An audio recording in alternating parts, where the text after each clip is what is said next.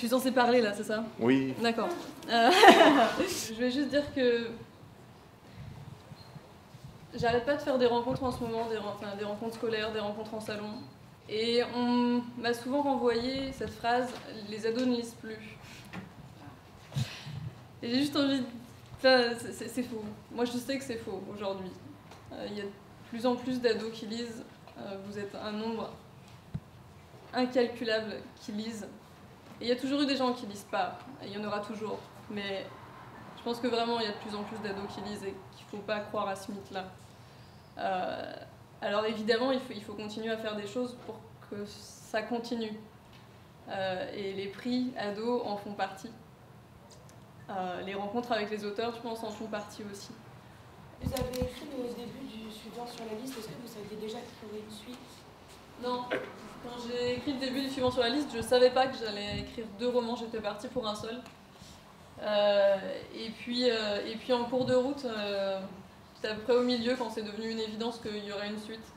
Je me suis dit c'est pas possible, je peux pas dire tout ce que j'ai envie de dire sur ce sujet-là en un seul roman. Et puis en plus, j'ai pas envie de lâcher ces personnages tout de suite, j'ai d'autres choses à vivre avec eux.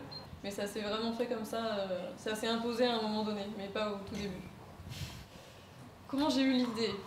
Il se trouve qu'il y avait la vidéo d'un chercheur en génétique, en bio-ingénierie, donc fabrication du vivant, modification du vivant, etc., qui racontait qu'il y a déjà des hybrides qui ont été créés, des hybrides animaux.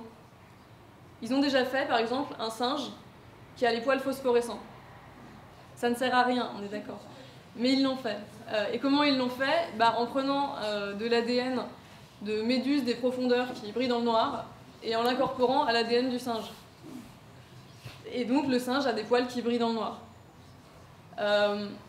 Si on peut le faire sur un singe, si on a la capacité technique de le faire sur un singe, on a la capacité technique de le faire sur un être humain. On peut le faire. Alors on ne le fait pas parce qu'aujourd'hui dans tous les pays du monde c'est illégal. Mais qu'est-ce qu'on en sait? Ça se trouve il y a déjà quelqu'un qui est en train de le faire quelque part. Ça se trouve cette barrière de la légalité, elle est déjà tombée dans un coin ou l'autre du monde. Donc vraiment c'est ce que je me suis dit. J'ai regardé cette vidéo et je me suis dit mais c'est sûr qu'il y a quelqu'un qui est en train de le faire quelque part, c'est obligé. Et puis en plus ça ferait un super roman. Donc je suis partie comme ça et ça a été l'idée de départ. Et c'était important de faire ce roman-là pour moi en littérature jeunesse parce que dans 10 ans, dans 15 ans, dans 20 ans, c'est vous qui les ferez les lois.